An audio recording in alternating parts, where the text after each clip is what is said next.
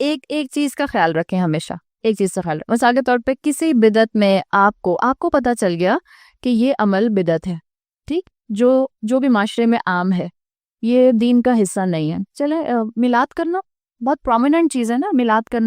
میلاد کرنے کا پیچھے بیک گراؤنڈ میں مینٹیلٹی کیا ہوتی ہے مینٹیلٹی؟ کیوں کرتے ہیں میلاد؟ اللہ کے رسول صلی اللہ علیہ وسلم کی محبت میں کیا جاتا ہے، اپنی محبت کے اظہار کے لیے کیا جاتا ہے، اسی لیے کیا جاتا ہے نا میلاد، اور تو کوئی وجہ نہیں ہوتی اس کی. اور پھر جو آپ اس کو اور سمجھتے جائیں، اچھا میلاد میں کھڑے کیوں ہوتے ہیں جس سلام پڑھا جاتا ہے؟ اچھا بعض لوگوں کو یہ بات نہیں معلوم ہوتی ہے، بعض لوگ کہتے ہیں نہیں پلیز ہم یہ نہیں سمجھتے، ہم اس لیے تھوڑی کھڑے ہوتے ہیں، سب کھڑے ہوتے ہیں تو ہم بھی کھڑے ہو جاتے ہیں. ہوتا یہ ہے نہیں، وہ جو سب کھڑے ہو رہے ہیں اس کے پیچھے ایک تھیوری ہے. کوئی بھی رسم اپنے پیچھے ہمیشہ ایک عقیدہ لے کر آتی ہے، یاد رکھیں. یہ رسمیں ایسے ہی نہیں ہوتی. جیسے ابھی اس وقت موقع نہیں ہے، مثال کے طور پہ مائیوں کے اوپر دلہن کو پیلا جوڑا ہی کیوں پہنایا جاتا ہے؟ ہم کہتے ہیں ایسے ہی سبھی پہناتے ہیں تو ہم بھی پہنا دیتے ہیں.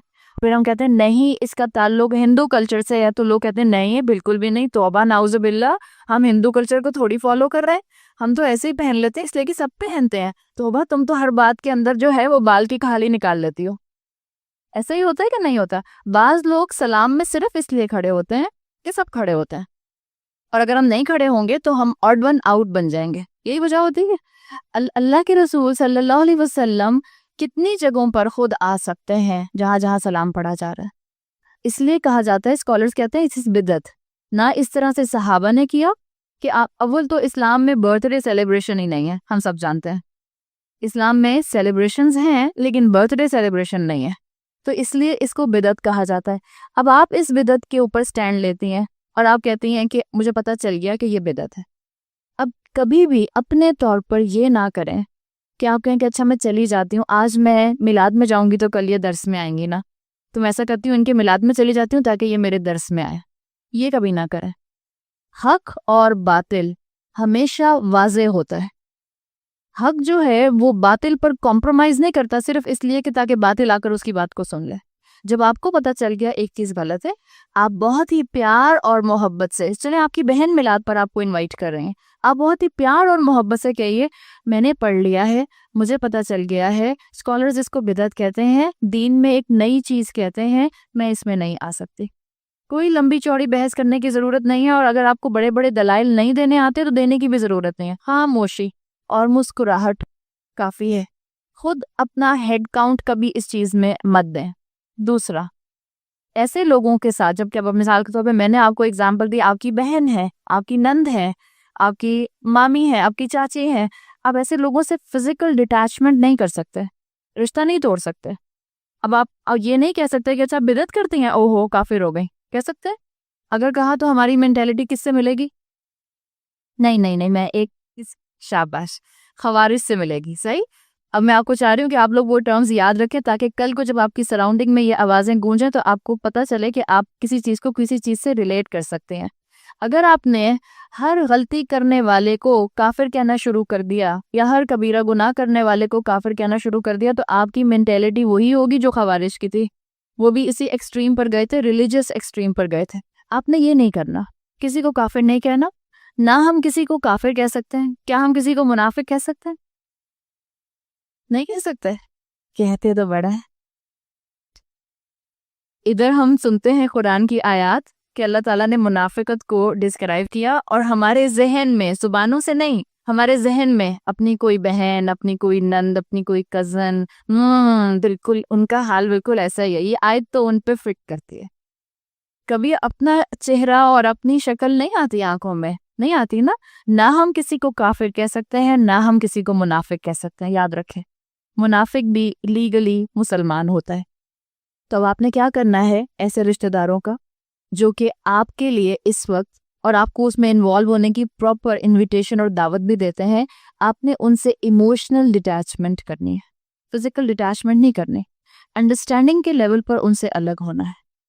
انڈرسٹینڈنگ پہ لیول پر سمجھ جانا ہے کہ نہیں، میں نے وہ جو طریقہ پکڑ لیا جو حق کا طریقہ ہے، جو اللہ کے رسول کا طریقہ ہے، جو صحابہ کا طریقہ ہے. اس لیے کہ اللہ کے رسول صلی اللہ علیہ وسلم کی احادیث کی تعلیمات میں اسپیکولیشنز موجود ہیں کہ قرب قیامت کے قریب مسلمان جو ہیں وہ 70-71 فرقوں میں بٹ جائیں گے. صحابہ نے پوچھا اللہ کے رسول اس میں سے نجات پانے والا طبقہ کون سا ہوگا؟ تو اللہ کے رسول نے کیا فرمایا؟ ما انا علیہ و اصحابی، جو میرے اور میرے صحابہ کے نقش قدم پر ہوگا۔ سمپلسٹ رول ہے، ہم اس میں کسی بحث میں نہ پڑیں کہ اس کی شروعات کس نے کی، میلاد کی یا قرآن خوانی کی یا کوئی بھی آپ بدعت ذہن میں لے آئیں، کہاں سے شروعات ہوئی، کتنے نیک انسان نے کی، کتنے بڑے بزرگ تھے، کتنے بڑے اولیاء اللہ تھے۔ forget about everything، بس ایک دلیل یاد رکھیں، میں اپنے آپ کو صرف اس عمل پر عبادات کے معاملے میں سٹک کرنے کی کوشش کر رہی ہوں جو اللہ کے رسول اور ان کے صحابہ سے ثابت ہے۔ بس اندر کبھی آپ کو کوئی بدعت میں شامل ہونے کے لیے انسسٹ کرے، آپ اگر یاد کر سکتی ہیں تو ما انا علیہ و اصحابی کے الفاظ یاد کر لیجئے، ورنہ آپ اردو میں کہہ دیجئے ان کو کہ میں نے اللہ کے رسول کی یہ حدیث سن لی ہے اور میں اپنے آپ کو عبادات کے اندر اس چیز میں اور قرآن کے معاملے میں اور رسول اللہ کی تعلیمات کے معاملے میں اس چیز میں بس فکس کرنا چاہ رہی ہوں۔ تو حق پر قائم رہیں اور اللہ سے مدد مانگیں۔ اب آپ دیکھیں ابھی تک ہم نے جتنی باتیں کی استعاذہ کے اینگل سے، کیا اس ایک آیت نے ہمیں بہت کچھ سکھایا؟ آپ جانتی ہیں آپ کیوں کسی عمل سے پیچھے ہیں اب تک؟ آپ جانتی ہیں ایک چیز کا آپ کو پتہ چل گیا کہ یہ دین کا حصہ نہیں ہے، آپ کیوں اپنی زندگی میں اس کو شامل کیے ہوئے ہیں؟ آپ کو معلوم ہے مثال کے طور پر کہ اللہ کے رسول نے کن چیز کو بتا دیا عبادات اور اسکالرز نے کن چیز کو بتا دیا بدعات، پھر بھی اس کا حصہ کیوں بنتا ہے؟ آپ کو معلوم ہے کہ کیا چیز پیگن کلچر کا حصہ ہے اور کیا چیز دین کا حصہ ہے، پھر بھی آج ہے فادرز ڈے ہے نا، بڑی بڑی مسلمان خواتین اور درسوں میں جانے والی خواتین اس چیز سے باز نہیں آتی ہیں۔ فیس بک کے اوپر فادرز ڈے کہنا اور اپنے ابا کی تصویر لگانا اور کہنا آئی لو یو ابا۔ ابا بیچارے فیس بک پر نہیں ہے، کس کو دکھا رہے ہیں؟ کون سے ابا؟ ابا کا انتقال ہو چکا ہے، فیس بک پہ لگا رہے ہیں آئی لو یو ابا۔ کیا وہ آپ کا فیس بک کا پوسٹ عالم الغیب میں نشر ہو رہا ہے؟ کیا آپ کے ابا کو نظر آئے گا؟ کس کو دکھا رہے ہیں؟ کس کو بیوقوف بنا رہے ہیں؟ کون سا لائف سٹائل اپنایا ہوا ہے؟ کیا رسول اللہ صلی اللہ علیہ وسلم سے صحابہ سے بڑھ کر کوئی محبت کرتا تھا؟ آپ اور میں دعویٰ کر سکتے ہیں کہ ہم رسول اللہ سے زیادہ محبت کرتے ہیں۔ ایک مرتبہ ایک استاد تھے، انہوں نے کسی کا خواب سنایا، مجھے نہیں پتا کس کا خواب ہے، مگر میں نے ان کی ایک دفعہ ایک پریزنٹیشن ورکشاپ اٹینڈ کی تھی، انہوں نے کسی اسکالر کا یا کسی بزرگ کا خواب سنایا۔ وہ کہتے ہیں کہ وہ بزرگ کہتے ہیں کہ ان کی بہت خواہش تھی کہ وہ اللہ کے رسول صلی اللہ علیہ وسلم کے دور میں پیدا ہوتے، اور وہ ہر وقت دعا کرتے رہتے تھے کہ اللہ آپ نے مجھے اس وقت کیوں نہیں پیدا کیا، میں اللہ کے رسول کے ساتھ جو تھا وقت گزارنا چاہتا تھا، میں ان کے ساتھ قربانی دینا چاہتا تھا، میں ان سے محبت کرنا چاہتا تھا، میں چاہتا تھا کہ میں ان کے لیے قربانیاں دوں، میں ان کے لیے جو ہوں اپنی چیزوں کو، اپنی ٹیمپٹیشنز کو چھوڑوں۔ تو کہتے ہیں کہ وہی بزرگ بتاتے ہیں کہ اللہ نے مجھے ایک مرتبہ ایک خواب دکھایا، اور کہتے ہیں کہ انہوں نے خواب یہ دیکھا کہ وہ ایک جیپ میں جا رہے ہیں، اور اس جیپ میں پیچھے کی طرف یہ سب لوگ بیٹھے ہوئے ہیں، اس جیپ میں یہ کہتے ہیں کہ میں بھی بیٹھا ہوا ہوں اور صحابہ بیٹھے ہوئے ہیں اور رسول اللہ صلی اللہ علیہ وسلم بیٹھے ہوئے ہیں، اور یہ جیپ جو ہے یہ کسی پہاڑی علاقے پر جا رہی ہے۔ اگر آپ نے کبھی پہاڑی علاقے پر جیپ کا سفر کیا ہو، جیسے جو پاکستان میں ناردرن ایریاز میں لوگ جاتے ہیں، اگر آپ کبھی سیف الملوک گئے ہو تو وہاں پر کچی سڑک ہے نا، بس اتنا ہی راستہ ہے کہ وہ جیپ کا ویل جو ہے وہ ایج ٹو ایج چل رہا ہوتا ہے۔ تو کہتے ہیں کہ میں نے خواب دیکھا کہ بہت کچا سا راستہ ہے اور اس کے اوپر جیپ پہاڑ کے اوپر جا رہی ہے، اور تھوڑی دیر میں آواز آتی ہے ڈرائیور کی طرف سے کہ گاڑی کا ٹائر پنکچر ہو گیا ہے جیپ کا، تو ہمیں ٹائر اس کا بدلنا ہوگا۔ یہ بزرگ کہتے ہیں کہ میں اس جیپ سے اترا جلدی سے، اور کیونکہ مجھے معلوم ہے رسول اللہ اندر بیٹھے ہیں، تو کہتے ہیں میں بھاگا ادھر ادھر دیکھوں کہ مجھے کوئی پتھر مل جائے، تاکہ اس لیے کہ آپ پہاڑی علاقے میں جہاں پر سٹیپ ہے، جیپ اوپر جا رہی ہے، اگر آپ اس کو وہاں پر روکیں گے تو جیپ پیچھے آئے گی نا۔ تو یہ بزرگ کہتے ہیں کہ میں پریشانی میں یہ سوچ کے اپنے خواب میں جیپ سے اترا کہ میں کوئی پتھر جلدی سے لے کر آؤں تاکہ میں اس جیپ کے ویلز کے سامنے لگا دوں تاکہ جیپ پیچھے نہ جائے، اس میں رسول اللہ بیٹھے ہوئے ہیں۔ تو وہ کہتے ہیں کہ جتنی دیر میں ڈھونڈ کر پتھر لے کر آیا، میں نے دیکھا کہ 4 صحابہ اپنے سر ان ویلز کے ساتھ لگا کر اس جیپ کو روکے ہوئے ہیں۔ آپ اور میں سوچ نہیں سکتے کہ وہ صحابہ کیسی محبت کرتے تھے رسول اللہ سے، ہم اندازہ نہیں کر سکتے، اور ہم کہتے ہیں کہ اللہ کے ہم اس دور میں ہوتے تو ہمارے لیے دین پر عمل کرنا کتنا آسان ہوتا۔ یہ سب باتیں ہیں، بالکل آسان نہیں ہوتا، ہم اکسٹمڈ ہی نہیں ہیں اس طرح سے، ہمارے دل کے اندر وہ جذبات ہی نہیں ہیں، ہمارے دل میں وہ محبت، وہ لیول آف کنوکشن، وہ لیول آف افیکشن ہے ہی نہیں، ہم صرف دعوے کرنے والے ہیں، ہم صرف باتیں کرنے والے ہیں. ہم سے آپ یہ کہہ دیں لاکھوں درود اور لاکھوں سلام، اور ایک مرتبہ اللہ کے رسول صلی اللہ علیہ وسلم کی آپ کے اور میرے سامنے حدیث آ جائے اور آپ سے کہا جائے کہ آپ کی چائے میں جو افطاری میں مکھی گر گئی ہے اس کو پورا ڈبوئیں اور نکال کے پی جائیں، پئیں گے؟ کیا کہا ہے اللہ کے رسول نے کہ تمہارے مشروب میں، تمہارے پینے کی چیز میں اگر مکھی گر جائے تو اس کو پورا ڈپ کرو. اور آج سائنس بتا رہی ہے کہ مکھی کے ایک پر میں جو ہے وہ آپ کے لیے بیکٹیریا ہے اور ایک میں شفا ہے. اللہ کے رسول نے کہا ہے. سائنس نہ بھی بتاتے، آپ کا خیال ہے صحابہ کہتے نہیں پہلے پروف کرو پھر کریں گے یہ کام؟ وہ پروف نہیں مانگا کرتے تھے. وہ یہ نہیں کہا کرتے تھے یا رسول اللہ اس کا ریپرکشن کیا آئے گا، یا رسول اللہ اس کے کنسیکوینسز کیا ہوں گے. نہیں، ادھر حکم آتا تھا ادھر عمل کرتے تھے، ادھر حکم آتا تھا ادھر عمل کرتے تھے، اس لیے کہ ان کو یقین تھا کہ یہ اللہ کے رسول جو کہہ رہے ہیں یہ حق ہے. ان کو یقین تھا کہ میں اللہ کے سامنے کھڑا ہوں گا اور حساب دوں گا.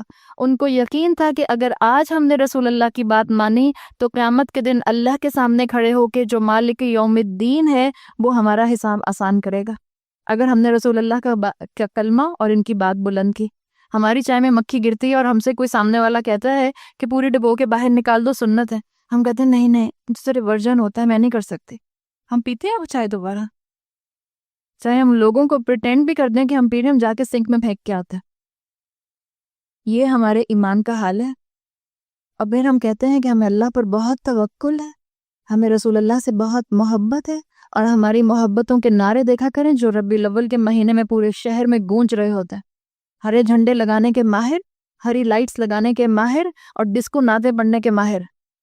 کون سا دین اور کون سا رسول اور کون سی محبت اور کون سا میلاد؟ کس رسول کو فالو کر رہے ہیں؟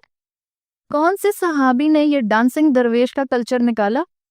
کون سے صحابی نے ناچ کے رسول اللہ کا ادب کیا؟ کون سے صحابی نے اور کون سے تابعی نے اور کون سے تبع تابعین نے ناچ کر جس کو حال چڑھ جاتا ہے اور کہتے ہیں کہ جی ان کو وجد آ گیا ہے؟ یہ کون سا وجد کا طریقہ ہے؟ یہ کون سا دین ہے؟ یہ کون سا طریقہ اللہ کے رسول نے سکھایا؟ تو ہم کہاں ہیں؟ آپ اور میں اپنے ٹھنڈے گھروں میں بیٹھے ہیں اور ہماری آدھی سے زیادہ مسلمان قوم جہالت کے اندھیروں میں ڈوبی ہوئی ہے. جس کی جتنی نعمتیں ہیں اس کا اتنا حساب ہے. اللہ مجھ سے پوچھے گا کہ تمہیں جو میں نے اتنی عقل دی تھی اس عقل کو میرے دین کو پھیلانے میں کیوں استعمال نہیں کیا؟ یہ جو فر زبان چلتی تھی اس زبان سے میرے دین کو کیوں نہیں پھیلایا؟ یہ جو اللہ نے اتنا کمانڈ دیا تھا اپنے ذہن کے اوپر کہ جو سوچتی ہو وہ کر لیتی ہو، جو ارادہ کرتی ہو وہ پورا کر جاتی ہو، اس کوشش کو، اس خاصیت کو، اس کیپیبلٹی کو دین پر عمل کرنے کے لیے استعمال کیوں نہیں کیا تھا؟ کیا جواب دیں گے اللہ کو؟ کوئی جواب ہے آپ کے اور میرے پاس؟ ٹھنڈی مشین میں بیٹھ کے آتے ہیں، ٹھنڈی مشین میں آ کے بیٹھ جاتے ہیں، جا کر ٹھنڈی مشین میں سو جاتے ہیں. That's it. یہ میری اور آپ کی زندگی ہے. کیا جواب دیں گے اللہ کو؟ ایک سے ایک ڈگری آپ کی اور میرے پاس ہے، اور دین کی کتنی ڈگریز آپ کی اور میرے پاس ہیں. کلمے کا مطلب تو ہمیں آتا نہیں، ہم کہتے نہیں ہمیں ترجمہ آتا ہے. سورہ فاتحہ ابھی ہم نے سمجھنی شروع کی، آج 13واں دن ہے، ہم تیسری آیت سمجھ رہے ہیں، اور ابھی بھی اس کے اندر اتنی گہرائی باقی ہے کہ آپ خود اندازہ کر سکتے ہیں کہ ہم ابھی کتنا دین کے علم میں پیچھے ہیں. کیا جواب دیں گے اللہ کو؟ کیا جواب دیں گے ان نعمتوں کا؟ رسول اللہ صلی اللہ علیہ وسلم کی حدیث کا مفہوم آتا ہے کہ ابن آدم کے قدم قیامت کے دن اپنے جگہ سے ہل نہیں سکیں گے جب تک کہ وہ 5 چیزوں کا جواب نہ دے دے. اللہ نے جو زندگی دی تھی اسے کہاں لگایا؟ کیسے گزارا؟ کس لائف سٹائل کو فالو کیا؟ ہندوؤں کو فالو کیا؟ کرسچنز کو فالو کیا؟ یہودیوں کو فالو کیا؟ یا صحابہ اور رسول اللہ کو فالو کیا؟ کس کو فالو کیا؟ یہ جو زندگی میں اللہ نے تم کو عمر دی تھی، اور عمر میں خاص طور پر جوانی دی تھی، یہ جوانی کی انرجیز کہاں لگائیں؟ کس چیز کو ڈینائی کرتی رہیں؟ کہاں انرجیز ویسٹ کرتی رہیں؟ کیا پلاننگ ہوتی رہی؟ کیا چیز جو تھی وہاں پر اپنا وقت لگتا رہا؟ اللہ اس جوانی کا خاص سوال کرے گا. جس وقت آپ کی توانائیاں اپنے بوم پر ہوتی ہیں، اپنے عروج پر ہوتی ہیں، جب آپ دین اور دنیا کو ساتھ ساتھ لے کر چل سکتی ہیں، لیکن آپ نے اپنا سارا ایفرٹ دنیا کو دیا. کیوں؟ اس لیے کہ دین پڑھ کے تو بظاہر کوئی پیسہ بنتا ہوا اور اسٹیٹس ڈیولپ ہوتا ہوا اور زندگی میں انسان فلرش ہوتا ہوا نظر نہیں آتا. ہاں دنیا بنتی ہے تو انسان ترقی کی سیڑھیوں پر چڑھتا ہوا اپنے آپ کو محسوس کر رہا ہوتا ہے. تو دین کو کون پوچھتا ہے؟ دین پر عمل کر کے آج کیا مل جائے گا؟ دین پر عمل کر کے تو مجھے جو ہے وہ بہت سے بہت ٹیررزم کا ایک لیبل مل جائے گا، ٹیررسٹ کا لیبل مل جائے گا. ہم تو ان چیزوں سے ڈرتے، یہ ہمارا حال ہے. ہمارے دل میں خوف بیٹھے کہ کہیں کوئی مجھے ٹیررسٹ نہ کہہ دے، یہ خوف ہمارا. اور پھر ہم کہتے ہیں اللہ پر ہمارا توکل ہے. بہن کیسی باتیں کر رہی ہیں آپ؟ کس کو دھوکہ دے رہے ہیں؟ اس السمیع کو دھوکہ دے رہے ہیں جو نہ صرف وہ سنتا ہے جو آپ بولتے ہیں، وہ بھی سنتا ہے جو آپ نہیں بولتے. جو آپ کا دل اور دماغ آپس میں باتیں کر رہا ہوتا ہے وہ السمیع وہ بھی سن رہا ہوتا ہے، اس کو وہ بھی سمجھتا ہوتا ہے. جو آپ آپس میں ایک دوسرے کے لیے پلاٹ کر رہے ہوتے ہیں اللہ وہ بھی جانتا ہے. جو آپ دین پر عمل نہ کرنے کے لیے اپنے آپ کو ہمت دلا رہے ہوتے ہیں کہ نہیں ایسی بات نہیں ہے، اتنی سختی نہیں ہے، اللہ وہ بھی جانتا ہے. جو آپ اپنے اندر اسٹرینتھ جمع کر رہی ہوتی ہیں کہ نہیں میں اچھی مسلمان بنوں گی، میں اپنے اسکول میں اپنی یونیورسٹی میں اپنے کالج میں اپنی جاب پلیس پر، میں اپنے گھر میں اپنے خاندان میں مومنہ بنوں گی، اللہ سب دیکھ رہا ہوتا ہے. آپ میں سے ہر ایک کو جواب دینا ہے کہ آپ نے اپنی جوانی کہاں اللہ نے تھیوریٹیکلی قرآن مجھے اور آپ کو دیا اور پریکٹیکلی رسول اللہ صلی اللہ علیہ وسلم نے اس کو عمل میں مجھے اور آپ کو لا کر دکھا دیا کہ آپ نے اور میں نے زندگی میں اس کو نافذ کیسے کرنا ہے. وہ نبی الرحمہ جنہوں نے ہر اینگل سے آپ کو اور مجھے تربیت کرنے کا معاملہ جو ہے حق ادا کر دیا. اتنا ڈیٹیل میں اپنی زندگی کھول کر رکھ دی جتنی ڈیٹیل میں اپنے والد کے بارے میں بھی نہیں جانتی، میں اپنی والدہ کے بارے میں بھی نہیں جانتی. اتنی ڈیٹیل میں رسول اللہ صلی اللہ علیہ وسلم نے سارے معاملات آپ کے اور میرے سامنے کھول دیے، صرف اس لیے تاکہ اللہ کے رسول اپنا پہنچا دینے کا حق ادا کر دیں. کل کو کوئی یہ نہ کہہ سکے کہ مجھے نہیں معلوم تھا. ایک ایک چیز کی گائیڈ لائن موجود ہے. تو پھر کون گواہی دے گا آپ کے اور میرے خلاف قیامت کے دن؟ یاد رکھیں کیا آتا ہے سورہ فرقان کے اندر، وہ رسول جس نے کوئی حصہ زندگی کا نہیں چھوڑا کہ جس کے بارے میں نہ بتایا ہو کہ عمل کیا کرنا. وہی رسول اللہ صلی اللہ علیہ وسلم جن کی شفاعت حاصل کرنے کے لیے ہم سب امیدوار ہیں، اور ہم سب بڑے بڑے دعوے کرتے ہیں اور بڑی بڑی نعتیں پڑھتے ہیں کہ وہ کس طرح کا جملہ ہم بولتے ہیں. اس کا مفہوم یہ آتا ہے کہ اللہ کے رسول نے نعوذ باللہ اپنی کالی کملی، اپنی کالی چادر کے اندر میرا نامہ اعمال چھپا لیا تو اللہ نے دیکھا نہیں. ہم کس کے اوپر کس طرح کا الزام لگا رہے ہیں؟ اللہ کے اوپر یا رسول اللہ کے اوپر؟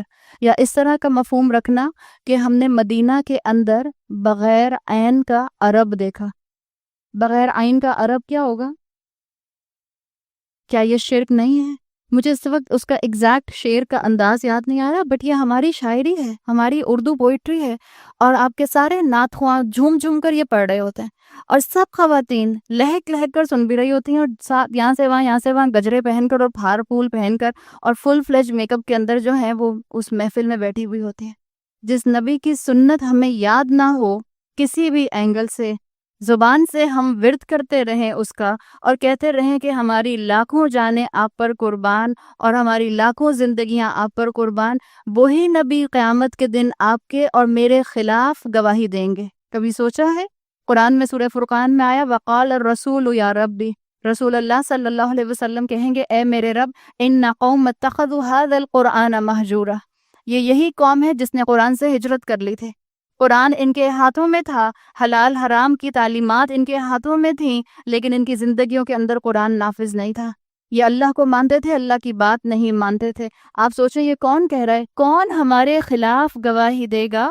رسول اللہ صلی اللہ علیہ وسلم ہمارے خلاف گواہی دیں گے کہ اللہ اس قوم نے اپنی زندگی میں قرآن کو ابینڈن کر دیا تھا، قرآن کو چھوڑ دیا تھا. ہم سب پیچھے مڑ کر اپنی زندگی میں پلٹ کر دیکھیں، کیا میری زندگی کا ہر قدم اس قرآن کے مطابق ہے؟ کیا میری زندگی میں اس قرآن کی کوئی اہمیت ہے؟ کیا میں اس قرآن کو صرف رمضان میں کھولتی ہوں؟ کیا میں اس قرآن کو صرف اور صرف کسی کے مرنے پر کھولتی ہوں؟ کیا میں اس قرآن سے صرف اتنا رشتہ رکھتی ہوں کہ اگر کوئی مر جائے اور کسی نے مجھے کہا کہ بہن اتنے پارے پڑھ دو تو میں پارا پڑھ دیتی ہوں؟ اس قرآن کو رسول اللہ کہیں گے کہ اس قوم نے چھوڑ دیا تھا، ہجرت کر لی تھی مہجورہ، اس سے رخ موڑ لیا تھا.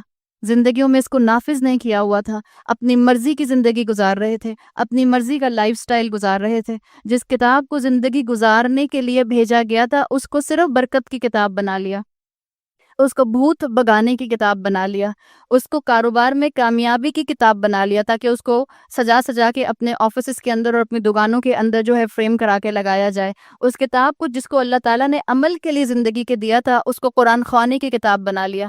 اس کتاب کو جس کو اللہ تعالیٰ نے دیا تھا کہ اپنے پورے کے پورے 5 فٹ کے جسم پر نافذ کرنا، اسے تعویذ بنا کر اتنا سا 3 انچ کا گلے میں پہن لیا۔ اس کتاب کو میں نے اور آپ نے دلہن کے سر سے گزارا، اور ذرا اسی محفل کے اوپر جس محفل میں دلہن کے سر سے قرآن گزارا جاتا ہے، ذرا ایک نظر پیچھے تو ڈالیے، کیا اس محفل کا حلیہ ہوتا ہے اور کیا اس محفل کا حال ہوتا ہے؟ تو نبی صلی اللہ علیہ وسلم ہماری فیور میں گواہی دیں گے یا ہمارے اگینسٹ گواہی دیں گے؟ آج ہمارا حال تو یہ ہو گیا ہے، ہماری گراوٹ کا حال یہ ہو گیا، اور ہم اتنے احمق اور بے وقوف ہو گئے ہیں مسلمان ہوتے ہوئے کہ آپ فل فلیج مکس گیدرنگ کے اندر شادی کرتے ہیں، فل فلیج دلہن تیار، فوٹوگرافر اور ایک سے ایک کیمرہ مین پھر رہا ہے، اور بیک گراؤنڈ میوزک کے طور پر اسماء حسنیٰ چل رہے ہیں۔ یہ کون سا دین اور یہ کون سا اسلام ہے؟ اسماء حسنیٰ کی ڈیفینیشن آتی ہے، ایک رب کے بارے میں ہم نے جانا تو ہماری روح کانپ گئی، ایک اللہ کی معرفت ہم نے حاصل کی تو ہمارے اندر احساس تھوڑی دیر کے لیے رہا کہ اللہ وہ جو مجھے ایک ایک لمحہ دیکھ رہا ہے۔ آپ 99 نام اللہ کے بیک گراؤنڈ میوزک کے طور پر چلا رہے ہیں اور اللہ کی صفات کا مذاق اڑا رہے ہیں۔ آپ کہہ رہے ہیں اللہ السمیع، اللہ البصیر، اور ذرا حلیہ تو دیکھیں اس محفل کا اور اس دلہن کا اور ایک سے ایک عورت کا۔ ہم کس طرح سے اپنے آپ کو بچائیں گے اس دن جس دن رسول اللہ صلی اللہ علیہ وسلم آپ کی اور میرے خلاف گواہی دیں گے؟ یہ قرآن پڑھ کے قرآن کی محفلوں میں اور درسوں میں سر جھومنا اور سبحان اللہ اور ماشاءاللہ کہنا بڑا آسان۔ زندگی میں کتاب کو نافذ کریں، تب آپ کو پتہ چلے گا قربانی کیا ہوتی ہے، تب آپ کو پتہ چلے گا کہ صحابہ کا ایمان اتنا ہائی لیول اور ہائی رینکڈ کیوں تھا، تب آپ کو پتہ چلے گا کیوں چند صحابہ کو زندگی کے اندر جنت کی بشارت دے دی گئی۔ آخر کیا قربانیاں دی تھیں انہوں نے جو ان کو جنت کی بشارت دے دی گئی؟ اللہ کی صفات کو مذاق مت بنائیں۔ آج آپ اور میں ھذا القرآن مہجورہ کی تصویر بنے ہوئے ہیں۔ ہم نے قرآن سے ہجرت کی ہوئی ہے، ہم نے قرآن سے رخ پھیرا ہوا ہے، اور یہ گواہی ہمارے خلاف رسول اللہ صلی اللہ علیہ وسلم دیں گے۔ کون ہے رسول اللہ صلی اللہ علیہ وسلم؟ جنہوں نے صرف آسمان کی طرف چہرہ اٹھا کر دیکھا تھا، زبان سے کچھ نہیں کہا تھا، صرف مدینہ جا کر جب بیت المقدس کے رخ پر نماز پڑھنی پڑتی تھی صرف اپنا چہرہ آسمان کی طرف کیا کرتے تھے، اور اللہ تعالیٰ نے کہا قد نرا تقلب وجہک فی السماء فلنولینک قبلۃ ترضاھا، ہم نے آپ کا چہرے کا اٹھنا دیکھ لیا، ہم قریب آپ کو اس قبلے کی طرف پھیر دیں گے جس کو آپ بہت دل سے پسند کرتے ہیں۔ اللہ کے رسول صلی اللہ علیہ وسلم نے ایک لفظ زبان سے نہیں نکالا اور اللہ تعالیٰ نے ان کی دعا قبول کر لی۔ یہ رسول اپنی زبان سے آپ کے اور میرے خلاف گواہی دیں گے اور اللہ نہیں سنے گا؟ خوف سے آپ کے اور میرے رونگٹے کھڑے نہیں ہوتے یہ سوچ کے؟ ڈر نہیں لگتا؟ کیسے آپ اور میں لیلۃ القدر کی راتوں میں سو سکتے ہیں؟ کیسے آپ اور میں لیلۃ القدر اور رمضان کے ہوتے ہوئے، آخری عشرے کے ہوتے ہوئے، زندگی اور صحت کے ہوتے ہوئے عبادات میں دعاؤں میں گڑ گڑا نہیں سکتے؟ کیسے ممکن ہے کہ آپ کو اور مجھے خوف نہ آئے یہ الفاظ سن کر کہ رسول اللہ میرے خلاف گواہی دیں گے؟ کون آئے گا اس وقت وکیل آپ کا اور میرا بن کے؟ کون ہمارا کیس سنبھالے گا؟ کون اللہ سے پھر درخواست کرے گا جب رسول اللہ نے آپ کی اور میری شکایت کر دی؟ تو زندگی کو اپنے حق میں ایسا بنا لیں کہ آپ کی زندگی کے اعمال آپ کے حق میں گواہی دیں کہ اللہ اس بندی نے کوشش کی تھی۔ اللہ میری اور آپ کی کوشش دیکھے گا، اور جو کوشش کرتا ہے وہ پا لیتا ہے، جو کوشش کرتا ہے اس کو مل جاتا ہے۔ تو عمل کے میدان میں آگے آئیں اور انفلوئنس کرنے والی مسلمان بنے۔ ایک ایک اس کمرے میں بیٹھی ہوئی خاتون اپنے اپنے سرکل کے اندر انفلوئنس کرنے والی مسلمان بن سکتی ہے، چاہے آپ کا کسی بھی عمر سے، کسی بھی ایج بریکٹ سے تعلق ہے۔ بی اے انفلوئنسڈ مسلم۔ آج اس چیز کی ضرورت ہے۔ آج صرف اور صرف نمازیں اور قرآن اور صدقے اور خیرات اور زکوٰۃ بہت دی جا رہی ہے، انفلوئنس کرنے والے مسلمان کہاں ہیں؟ صدقہ دیتے یہاں پر صدقہ دیں گے اور زکوٰۃ دیں گے اور باہر کے ملکوں میں جا کر امبیرس مسلم بن کے رہیں گے. یہاں پر نمازیں پڑھ لیں گے اور روتے پیٹتے ہوئے روزے رکھ لیں گے اس لیے کہ گھر میں سبھی روزے رکھ رہے ہوتے ہیں, اور جب باہر کے ملکوں پہ نکلیں گے یا اپنی جاب پلیسز پر یا اپنے بزنس پلیسز پر یا اپنی اسکول اور یونیورسٹیز میں جائیں گے تو ہمارا حال حلیہ اور گفتگو کا انداز ہی بالکل الگ ہوگا. تو ہم کس کو دھوکہ دے رہے ہیں, اپنے آپ کو یا اللہ کو دھوکہ دے رہے ہیں؟ جاگنے کی ضرورت ہے. جاگیں اور جگائیں, جاگیں اور جگائیں. رسول اللہ کی زندگی کا یہی کام تھا.